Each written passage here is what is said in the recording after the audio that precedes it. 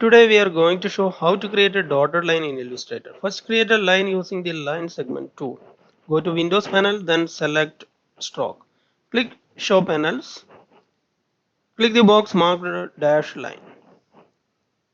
Enter the values for lengths and dashes and gaps in between. As per that, this dash length and gap will increase and decrease. Now we are going to add dotted line for a rectangle.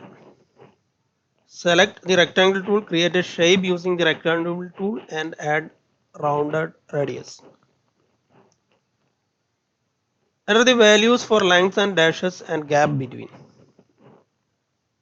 Play around. We can change and we can add, we can decrease and play around. Change the gap between 3, 4, 12. So we can see the difference. Now we are changing all to 0 and dash is 24. So it will looks like this. Now we are going to change the stroke colors. Select the stroke of the shape by the double clicking it. Click the stroke color box on the top panel or property inspector. Select new color. Change the color to red and again change the color to green. You can change like this, you can change the colors. I think it's helpful. Please like, subscribe and add comments.